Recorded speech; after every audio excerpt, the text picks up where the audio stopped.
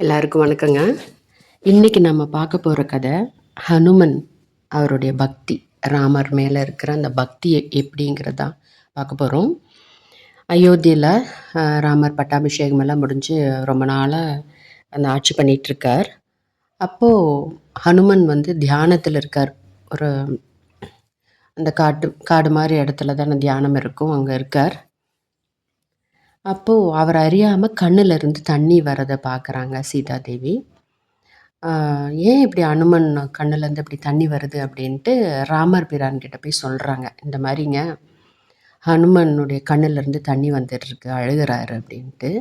அப்போ ராமர் வந்து ஹனுமன் கிட்ட வந்து அவரை வந்து சாந்தப்படுத்தி கேட்குறாரு, ஏன் என்ன ஆச்சு, ஏன் அழறைய அப்படின்னு சொல்லிட்டு. அவர் ஃப்ரெண்டு தானே அப்படின்னு கேட்குறார். அப்போ ஹனுமன் சொல்கிறார், நான் வந்து இப்போ இங்கே இருக்கோம், இனி அடுத்தது என்ன ஆகும் அப்படிங்கிறத யோசிக்கிறேன் அப்படிங்கிற மாதிரி சொல்கிறார். அப்போது ராமர் சொல்கிறார், அது எதுக்கு அந்த கவலை, நான் உன்னை வந்து என் கூடவே வைகுண்டத்துக்கே உன்னை நான் கூட்டிகிட்டு போகிறேன், நீ என் கூடவே நீ இரு அப்படிங்கிற மாதிரி ராமபிரான் சொல்கிறார்.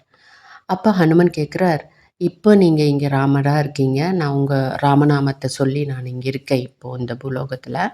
நீங்கள் வந்து மனுஷனாக அவதாரம் பண்ணி இங்கே இருக்கீங்க, ஆனால் வைகுண்டத்துக்கு போனால் நீங்கள் ராமராக இருப்பீங்களா அப்படின்னு கேட்குறார் ஹனுமன். அதுக்கு ராமர் சொல்கிறார், இல்லை நான் அங்கே போன வைகுண்டத்தில் மகாவிஷ்ணுவோடைய அவதாரம் தான் எனக்கு, நான் அங்கே மகாவிஷ்ணுவாக தான் இருப்பேன் அப்படிங்கிற மாதிரி சொல்கிறார்.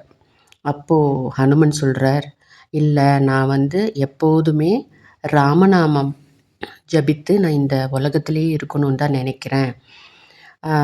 அதாவது எங்கெங்கே ரகுநாத கீர்த்தனமோ அங்கெல்லாம் சிரம் தாத்தி கைகூப்பி நிற்பான் அனுமன் அப்படிங்கிற மாதிரி அவர் ராமர்கிட்டையே அந்த வரம் வாங்குகிறார். இப்போதுமே எங்கெல்லாம் ராமபிரானுடைய கீர்த்தனைகள் ஒலிக்கிறதோ அங்கெல்லாம் நம்மளுடைய ஹனுமன் பிரத்யட்சமாக வரார் அப்படிங்கிறது தான் நம்மளுடைய இந்து புராணத்தில் சொல்கிற ஐதீகம். இப்போதுமே ஹனுமன் வந்து அந்த பூலோகத்தில் தான் இருக்கிறதாகவும், ராமனுடைய நாமம் எங்கெல்லாம் உச்சரிக்கப்படுகிறதோ அங்கெல்லாம் அவர் வரார், கேட்குறார், ராமநாமத்தை கேட்குறார் அப்படிங்கிறது தான் ஐதீகமாக சொல்லப்படுதுங்க. இது ஹனுமனுடைய பக்திக்கு, ஹனுமன் எவ்வளோ ஒரு அசஞ்சல பக்திம்பாங்க, அந்த அசஞ்சல பக்தி ராமன் மேலே வச்ச பக்திக்கு உதாரணமாக சொல்லப்படுற ஹனுமனுடைய கதைங்க. இது ராமாயணத்தில் வர்ற ஒரு கதை. இந்த மாதிரி சின்ன சின்ன குட்டி குட்டி கதைகள் தான் நான் பார்த்துட்ருக்கோம். நாளைக்கு இன்னொரு கதையை எடுத்துகிட்டு வரேங்க. Okay, by.